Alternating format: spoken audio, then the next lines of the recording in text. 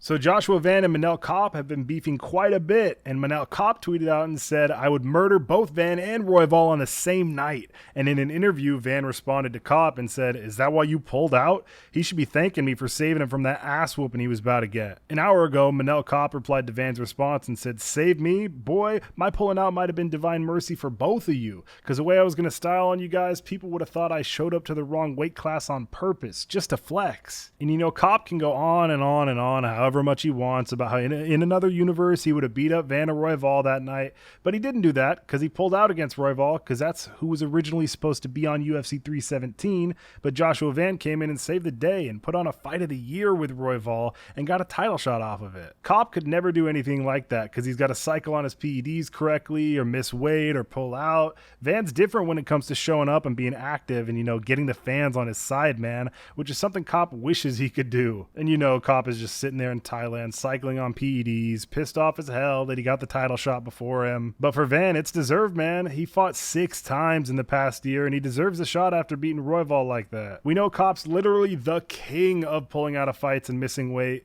He tries to deny it all the time, and people just keep cooking him on Twitter with his Tapology page, showing how many times a fight of his has been rescheduled. It happens multiple times every single time before he can even have one fight.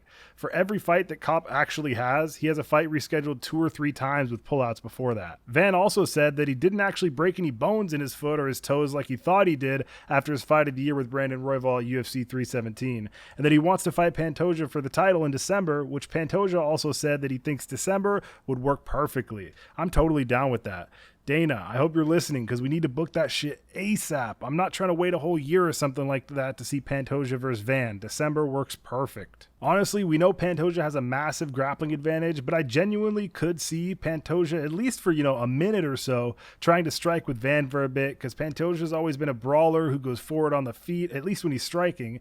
And, maybe he wants to test himself against a super young guy like Van with that. But I could also see him having a super high fight IQ like he actually does and just instantly being on Van's back with the body triangle sunk in 30 seconds into the fight like he did with Kai Kara France. Van said in an interview, "Everybody tries to take me down, except for Royval. I'm not expecting anything different, especially because that's his game. I know he's going to try and take me down.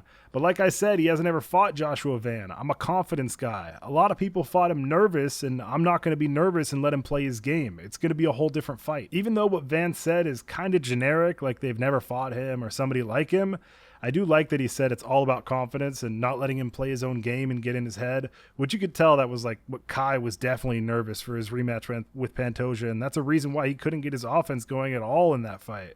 If Van is confident in his abilities and his training's up to that point, I think it gives him like a way, way better chance than other people who have fought Pantoja while not having confidence and being super nervous and playing right into his game. I'm all aboard the Joshua Van hype train, baby. I hope he fights Pantoja in December. That'd be perfect, and it'd give Van some time to improve his defensive grappling that he's going to definitely need against Pantoja. Unless Pantoja mans up, man, just only fight Joshua Van striking. That will never happen, but, maybe in our dreams or something like that. No, I'm just messing around. Pantoja's the man. But thank you guys for 39 subs. We're 1 subscriber away off of 40. I'll see you guys in the next one.